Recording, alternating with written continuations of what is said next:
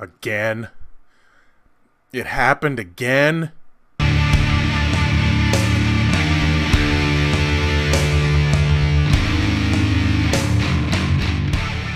Hey everybody, what's going on? Welcome to an all-new Talkin Movies. As always, I'm your host, the real Geno Reynolds, and today we're gonna be talking about the latest X-Men movie, Dark Phoenix. Now, I'm about to get spoilerific with this review. If you want to see a non-spoiler review from me, make sure to check out Brad and I's video over on his channel, because we danced around spoilers on that one, and I was debating whether or not to even do this video. I mean, but when I'm recording this movie's about an hour or so before this movie hits theaters, and I wasn't even sure if I wanted to say anything more about this, because I thought Brad and I covered it pretty well, but then again, we didn't spoil hardly anything, and I just all of a sudden decided, you know what, I need to talk about this. I need to talk my way through this one. And while I may joke a little bit and say how mad I am at this, I'm not mad. You want to know why I'm not mad? I mean, I'm not happy, but I'm not going to go into this huge, just hate fest for this movie, because, I mean, come on. We all knew it was going to suck. There should be no real surprise here, and I'm going to say this. If you like this movie, fine. I'm always like that. You know that. If you like something, fine. And for those that liked Apocalypse, fine. But after Apocalypse, I mean, we knew that things weren't going good. Okay, so when this movie came out, I mean, I had a glimmer of hope. And again, I'm going to get spoilerific here. I had a glimmer of hope that maybe, just maybe, this movie would show me something that would make me go, you know, I would like to see Disney turn these characters into like an alternate universe. I mean, the trailer for the new Spider-Man movie teases multiverses. Endgame has multiverses. Even though the Spider-Man one we all know is going to be fake. Big opinion, and it's not a real big surprise opinion, because I'm sure a lot of people feel the same way. Mysterio is lying. But anyway. I was hoping for a glimmer of hope. This movie would show me something. I knew it wasn't going to be the Dark Phoenix of the comics. I mean, you just can't do that in one movie. I don't want to see them try to do that in one movie. I mean, that's a whole saga of movies. Like you had, I mean, I don't think it would take 10 years, like it took Marvel to get to the end of the Thanos story, but I could see it going 3-4 years of X-Men movies to tell the Dark Phoenix saga. You have the Shi'ar Empire, and you have Jean sacrifice herself, and she comes back, and she gets fooled, and becomes Dark Phoenix, and all that stuff. I mean, the cartoons did it really well, the 90s cartoon. I knew we weren't going to get that, but I'm like, maybe they'll give us something, right? Something that will at least tell a decent story. But no. Oh no, we didn't get anything near that. This is going to be a review. This is going to be a bit of a rant. So buckle in, kiddos. First of all, what this movie is about is it takes place in 1992. First we get a flashback of Jean as a kid, and she's riding with her parents, and she asks for her mom to change the radio. Her mom says, well, when you can drive, you can change the radio. But then Jean starts using her powers, not by her own, at least I don't think so. And the radio changes to something she wants. I think it was an involuntary action, and the powers end up messing up her mom's mind, and she faints, and they drive right into traffic. And her parents seemingly die. Mom definitely dead. Dad, not so much. But that's a plot point. Again, spoilers. So then we cut back to where we're at now. After we see that Professor Xavier takes her in. So, okay. They go to space to help NASA because a shuttle is in trouble. They're calling it like some solar something or other, but it's obviously not. Even for the uninitiated, we probably know that this is the Phoenix Force. That's messing with this ship. So Jean and Nightcrawler and Quicksilver are doing some teleporty stuff. Or first it's just Quicksilver and Nightcrawler, which that leads to something that I want to talk about. They're getting the astronauts out of there, but then there's one more astronaut somewhere else on the ship, and so Jean they say Jean can stop the explosion. Jean says, I got to do it from inside the shuttle, because of course she does.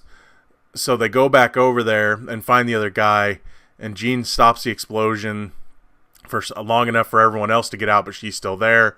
Phoenix Force hits her, shuttle explodes, Jean's still there, somehow still alive. They take her in, take her back. First continuity problem right there. Okay, while The Last Stand showed, and I think they were trying to do this with Apocalypse, The Last Stand showed that Jean already had the Phoenix, Jean already had the Phoenix Force within her in Last Stand, and it drove her nuts, right? Well, or whatever you want to call it there. It wasn't really the alien Phoenix Force, but she had that power. And Apocalypse showed the same thing, because that's how they killed Apocalypse. Jean went Super Saiyan and took out Apocalypse. So this movie all of a sudden says, oh, it's not there. She got it from space. Okay, they're trying to tell the alien origin. Boy, did they try to tell an alien origin. Okay. So they get back down to Earth, and, they say, Jean's like, I feel great. But then all of a sudden she starts to flip out, runs away. They chase after her. And this leads to her reading Xavier's mind. And also things unblocking in her mind. She finds out Daddy's still alive. So she goes to visit him. Charles lied to her. Charles gets the riot act from Mystique for lying to her. Even though he really was just trying to protect her. He may have done it the wrong way, but it was out of love, right? He really cared for her, whereas in Daddy all of a sudden didn't. Daddy never forgave Jean for killing Mommy. So when she visits Daddy, the X-Men go after her, and this is where the first real important death happens. Though I will say the trailer showed it. A lot of people thought, oh, that maybe they're just maybe someone else dies, and they just mixed the trailer to where it made it look like made it look like Mystique died. Oh, no. Mystique dies. And Phoenix or Jean flies off, and let me just say, this is where one of the movie's first real problems happens. When Mystique dies, now let me backtrack a bit, because we all know that other than First Class, I have not been a fan of Jennifer Lawrence in this series. Days of Future Past, she was fine, but I could see that they were forcing her into the main character role. And Mystique, while Mystique is a great character, she's not the main character. The story should have always focused, or at least for the most part focused, on Professor Xavier and Magneto, that dynamic between the two. And they kind of just forced Mystique into the forefront, and Apocalypse was definitely the real push for that. And I just did not, other than all the other stuff I didn't like in Apocalypse, that was there. So when she dies in this, it's supposed to be a big, weighty, emotional part. And it's not. I felt nothing. I don't think anybody felt anything when that happened. Because you're supposed to see that Beast is mad about it and upset because, of course, he loved her. Magneto, they had a relationship. In this universe, she is Xavier's kind of, I don't know, non-related sister. I mean, they have all these connections they've been technically setting up since First Class, and there's no real weight. By the time we get to this point, there should have been a ton of weight for that character death, but since they mishandled those characters in Apocalypse in this movie, it just does not work. So there's no real weight there. So then we're going to introduce the real villains of this movie. And this is one of many instances this movie made me want to watch other Marvel movies. Because, boy, did it take a few things from Marvel movies. We're introduced to the villains, the aliens. I don't remember what the aliens were called, but I'm just gonna call them Skrulls. They didn't look like Skrulls; they just look like aliens. You know, like almost like the, you know, kind of the big-eyed, big-headed aliens that you would see in a drawing or in just any alien movie, like the generic alien in a way. Led by Jessica Chastain's character, and I can't really remember her name because she doesn't really matter. Look, here's the thing. I love Jessica Chastain. She is one of the best actresses going today. But my God, movie, what did you do to her in this? What was your motivation for her in this? And me and Brad talked about this, but her motivation was, here's my motivation. She almost seemed like she didn't want to be there. I don't know if this is a character from any of the comics. It's definitely not like the Shi'ar Empire or anything. These are just generic aliens that are shapeshifters. Which, by God, have we seen enough shapeshifting aliens? And think about it. This movie takes place in the 90s. We already had shapeshifters in a 90s Marvel movie. Except these aren't that interesting. They aren't as interesting as the Skrulls, who had a nice twist to their story and can still be relevant in the Marvel universe. These were just generic aliens that were trying to also find a new home world like the Skrulls, but they were going to take it. They're like what the Skrulls are in the comics, except they're just not interesting. But they want Jean to work for them because she can control the Phoenix Force, or at least she's been able to embody the Phoenix Force. So they're trying to coax her into being with them, and they're just boring. They're some of the most boring villains I've ever seen in a movie.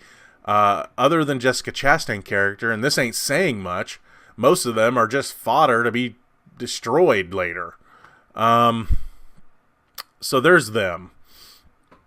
After Jean kills Mystique, this puts a rift, even though there was already a little bit of a rift between some of the X-Men. This puts a rift between Xavier and Beast and some of the X-Men. So Jean visits this island, which is Magneto's island, which I have a feeling if they were going to continue these movies, this island and a lot of the stuff underneath it, under the water, would have became Asteroid M later.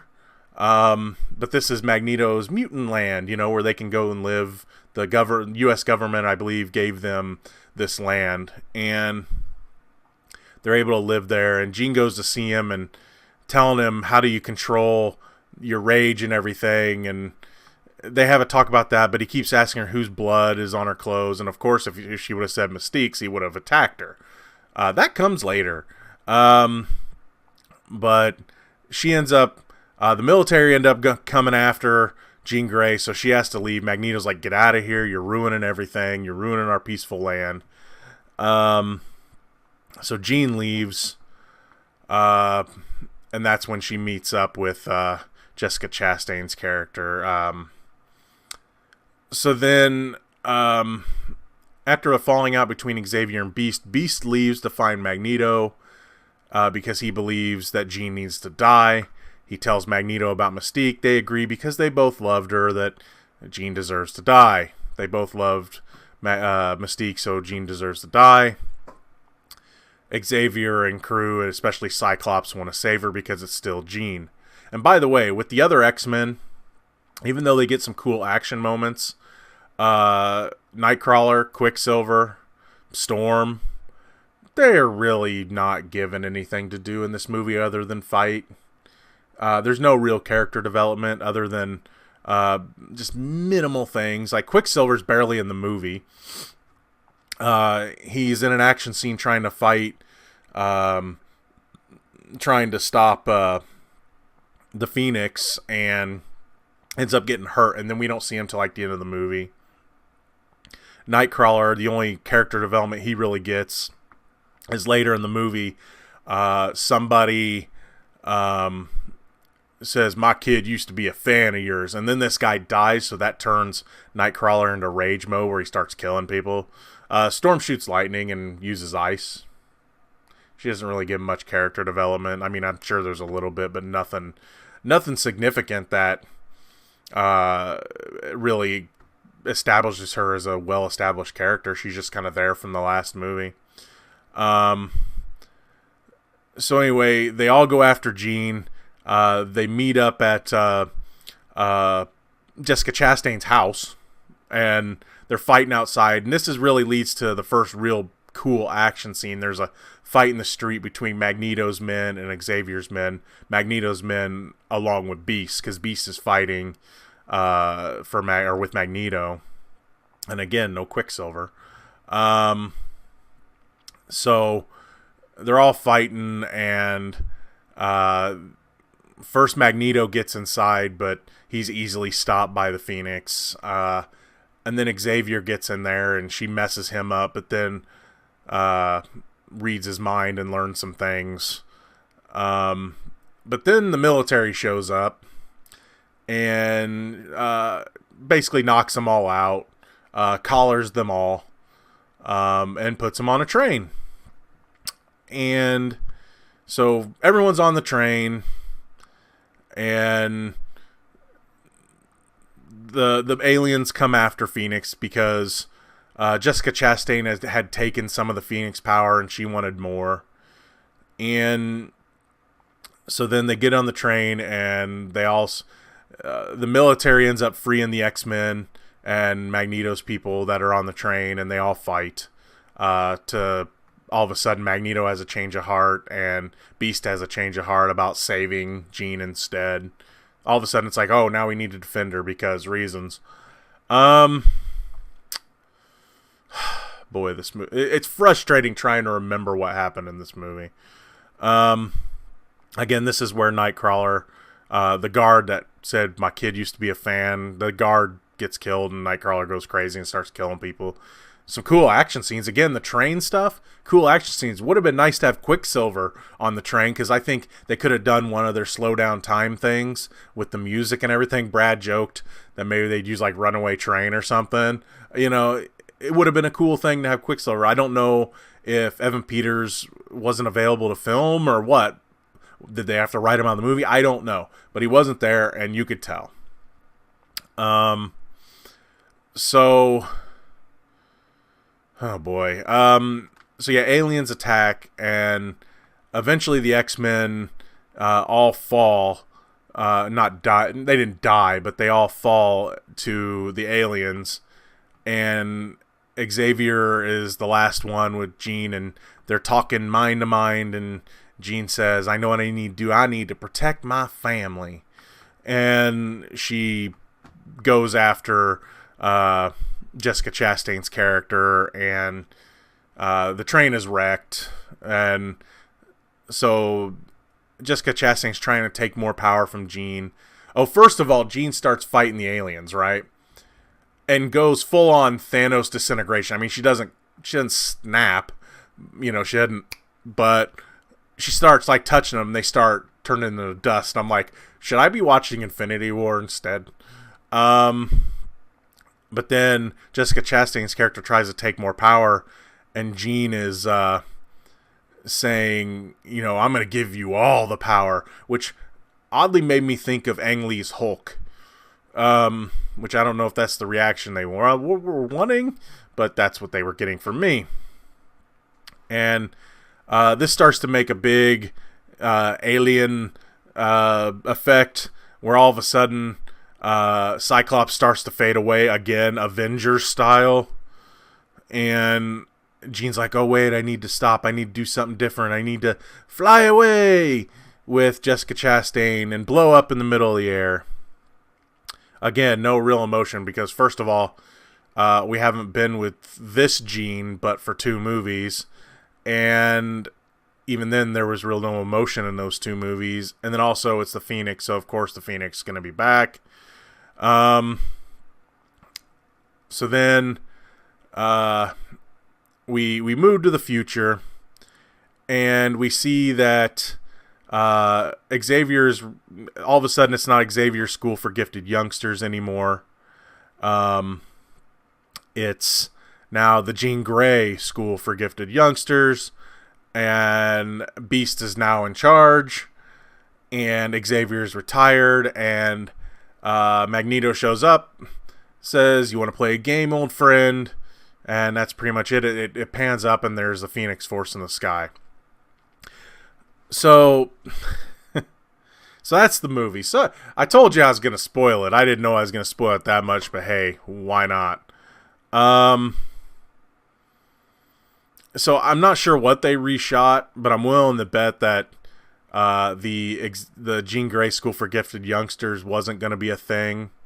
I'm pretty sure the retirement of Xavier wasn't going to be the thing. I'm pretty sure they were going to set up a return for Jean Grey later.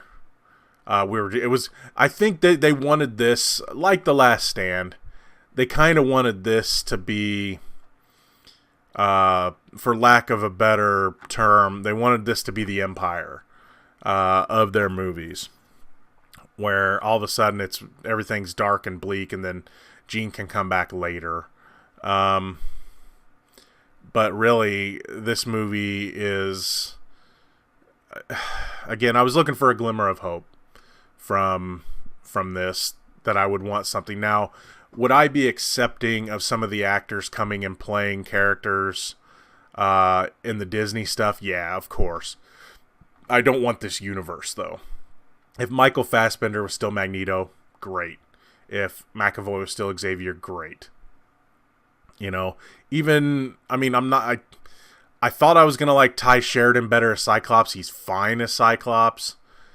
But even if they brought like him back as Cyclops, some of these people back, that's fine. I'm okay with that. But I don't want to see this universe. I don't want anything to do with this universe. I'm glad it's over. And it went out like a whimper.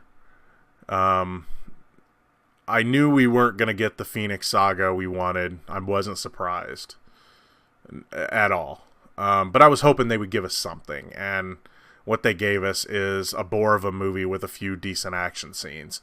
Again, character deaths don't really mean anything. When Mystique dies, you feel nothing. When Jean dies, you feel nothing.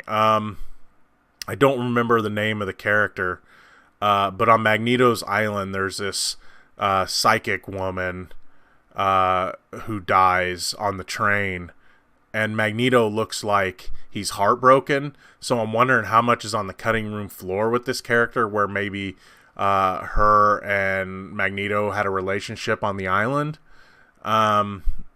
But there's really nothing there. It means really nothing. They give each other a glance on the train, like everything's going to be okay, and then she gets yanked out of the train. That's the last we see of her. So yeah, there's just nothing here. There's no feelings here. The action's okay when it happens. There's not enough to make it a great movie, though. And these characters, and we've talked about this before. I know not everybody loves like First Class and Days of Future Past. They're very divisive films. I really like those two, and they felt like the times they were in, and the 60s and the 70s. Everything felt right. The last movie and this one didn't really feel 80s and 90s. I wasn't looking for just big time, here's 90s references, here's 80s references, but you could still have the atmosphere or something happening around that time to make it feel like it, like the first two movies did. And this one did nothing of the sort. This movie just had nothing. Okay, scratch that. We got Dazzler. It's just I don't know when they were filming this, but I have a feeling that a lot of what they were filming, I have a feeling it was during the rumors, or at least around the time that Disney started talking about buying Fox. I think they knew it was over. McAvoy and Fassbender, and for, I mean, even Nicholas Hoult and Evan Peters, and I think everyone, they were doing their job. But you could just kind of tell that it was over for them. While it is, or if it is or isn't, I don't know. But you could tell it was over for them watching this. And this movie went out like a whimper. And it was just sad to see. You had boring villains. I didn't get the story from the comics, but I wasn't expecting it. So I can't be mad about it. Things that should have had weight and emotion didn't.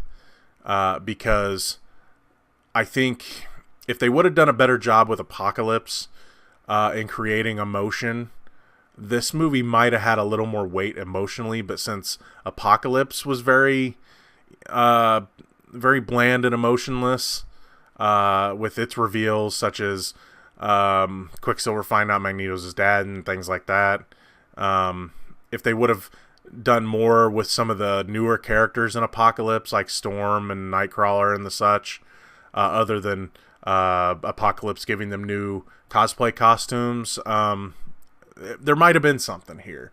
But then again, you still have boring villains, just storylines and ideas taken from other movies that were done way better in those movies. And some of those movies came out this year, whether it be Captain Marvel or Endgame or last year from Infinity War. You can't have movies like, we're at an age with superhero movies where sure there might be a little superhero fatigue, but movies like this show that you can't come at this unless you're going to bring your A game. The times of bringing B and C graded superhero movies are done, and movies like the Avengers movies, the last two Avengers movies, or Spider-Man Homecoming, or not all of them are the best movies. Like again, I liked Ragnarok, but it was a little too silly. I had my issues with Captain Marvel, but I liked it. They at least have complete ideas and things like that. This movie, it brought nothing. You don't care about anything. And again, if you like this movie, fantastic. I'm glad for you. But the only bit of satisfaction I got out of this movie is they finally got rid of Mystique. And it doesn't, and that saddens me because I love the character Mystique. I have just never, other than First Class, have not been a big fan of Jennifer Lawrence as the character. And again, I said they pushed her to the forefront, all that stuff.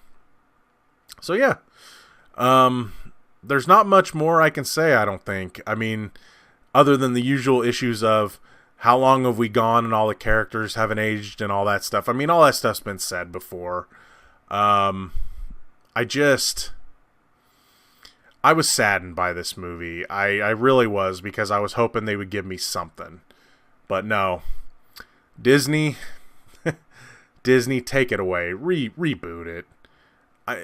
As much as I wouldn't mind seeing some of these actors in these roles again for Disney, I would rather they use these actors as other characters. Maybe a Fassbender Doctor Doom. I mean, that's just suggestion, Disney.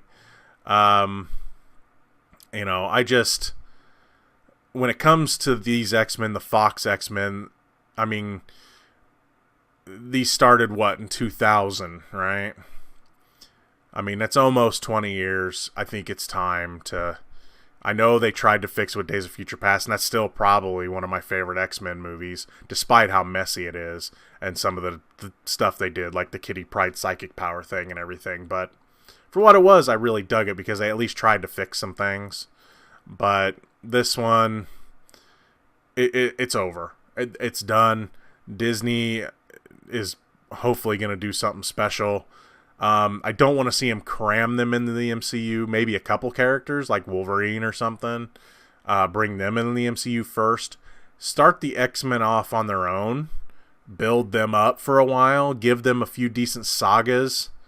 And then bring them all together again with the X-Men and Avengers and everything. I don't want to see him rush them in. I think we need an X-Men break. I mean, if Deadpool movies come out in the next few years, or X-Force or whatever, that's different. With this, though, these characters, I think they need a rest. Wolverine, recast him maybe, and bring him in the MCU first. I think that is who will show up in the MCU first. And then eventually the X-Men will come. I'm really hoping Marvel doesn't get lazy and multiverse these characters in. Because I think that would be a big mistake. Because you have the stigma of the really bad X-Men movies, your X-Men Origins, your Last Stands, your Apocalypse, this. There's the stigma of that, and I don't think the MCU needs that. Hopefully Disney's a lot smarter than that. So Disney, take it away, and Marvel, bring them home. That's going to be all for this edition of Talkin Movies. If you like what you've heard here, please subscribe to the Real Geno YouTube channel. Like this video, and if you have anything to say about Dark Phoenix or any of the other X-Men movies, please feel free to leave a comment in the section below. Also, again, if you want to hear Brad and I's, well, even though I just spoiled it for you, but Brad and I's non-spoiler review of this, you get Brad's take and everything. We have a nice discussion about this movie. If you want to hear that, I will put a link in the description below. Till next time, I'm your host, The Real Geno, Geno Reynolds. See you later.